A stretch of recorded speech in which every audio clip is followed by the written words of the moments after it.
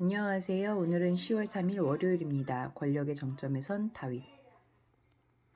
사무엘하 10장 1절부터 19절까지 말씀입니다. 그 후에 암몬 자손의 왕이 죽고 그의 아들 하눈이 대신하여 왕이 되니 다윗이 이르되 내가 나하스의 아들 하눈에게 은총을 베풀 때 그의 아버지가 내게 은총을 베푼 것 같이 하리라 하고 다윗이 그의 신하들을 보내 그의 아버지를 조상하라 하니라.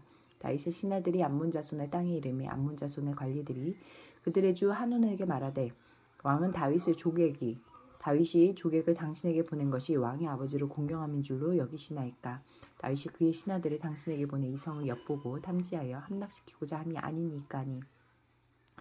이에 하눈이 다윗의 신하들을 잡아 그들의 수염 절반을 깎고 그들의 의복에 중동 볼기까지 자르고 돌려보내매 사람들이 이 일을 다윗에게 알리니라. 그 사람들이 크게 부끄러워하므로 왕이 그들을 맞으러 보내 이르기를 너희는 수염이 자라기까지 여리고에서 머물다가 돌아오니라 하니라.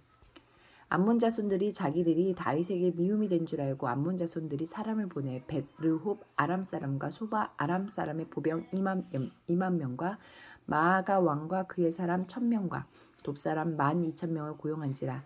다윗이 듣고 요압과 용사의 온 무리를 보내매 암몬 자손은 나와서 성문 어귀에 진을 쳤고 소바와 르홉 아람 사람과 돕과 마아가 사람들은 따로 들에 있더라.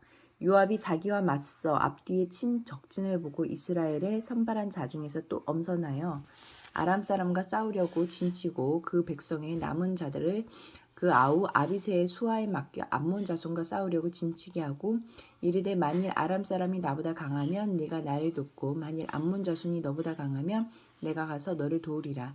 너는 담대하라. 우리가 우리 백성과 우리 하나님의 성읍들을 위하여 담대히 하자. 여호와께서 선히 여기시는 대로 행하기를 원하노라 하고 요압과 그와 함께한 백성이 아람 사람을 대항하여 싸우려고 나아가니 그들이 그 앞에서 도망하고 암몬 자손은 아람 사람이 도망함을 보고 그들도 아비새 앞에서 도망하여 성읍으로 들어간지라. 요압이 암몬 자손을 떠나 예루살렘으로 돌아가니라. 아람 사람이 자기가 이스라엘 앞에서 패하였음을 보고 다 모임에 하닷 에셀이 사람을 보내 강 건너쪽에 있는 아람 사람을 불러내매 그들이 헬람에 이르니 하닷 에셀의 군 사령관 소박이 그들을 거느린지라. 어떤 사람이 다윗에게 알림에 그가 온 이스라엘을 모으고 요단을 건너 헬람에 이르매 아람 사람들이 다윗을 향하여 진을 치고 더불어 싸우리니 아람 사람이 이스라엘 앞에서 도망한지라. 다윗이 아람 병거 700대와 마병 4만 명을 죽이고 또 그 군사령관 소박을 치매 거기서 죽으니라. 하닷에셀에게 속한 왕들이 자기가 이스라엘 앞에서 패함을 보고 이스라엘과 화친하여 섬기니 그러므로 아람 사람들이 두려워하여 다시는 암몬 자손을 돕지 아니하니라. 3절부터 19절까지 말씀에서 하나님은 어떤 분입니까? 우리의 선의가 짓밟히고 그로 인해 어려움을 겪더라도 하나님은 그 일을 통해 더 큰 은혜를 베푸십니다.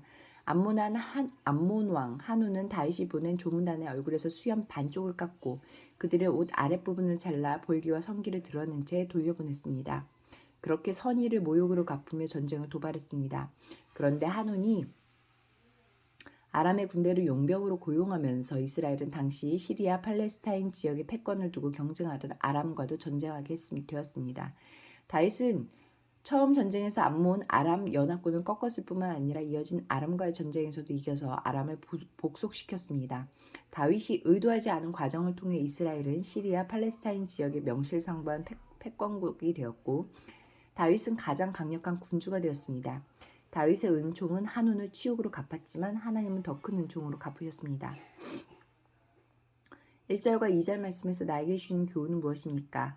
모든 사람을 선대하고 먼저 화평을 청합시다. 다윗은 이스라엘 내부의 무비보셋뿐만 아니라 이방 나라인 암몬에게도 은총을 베풀려고 했습니다. 암몬은 약소국이었기에 왕은 죽은 혼란을 틈타 정복할 수도 있었지만 다윗은 조문단을 보내며 새로운 왕 한운과도 우호 관계를 이어가려 했습니다. 은총의 대상을 공동체 내부 사람들로만 국한하고 있지는 않습니까?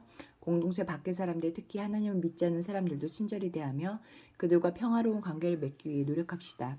이것이 악인과 불의한 자에게도 은총을 베푸시는 하나님의 자녀다운 모습입니다.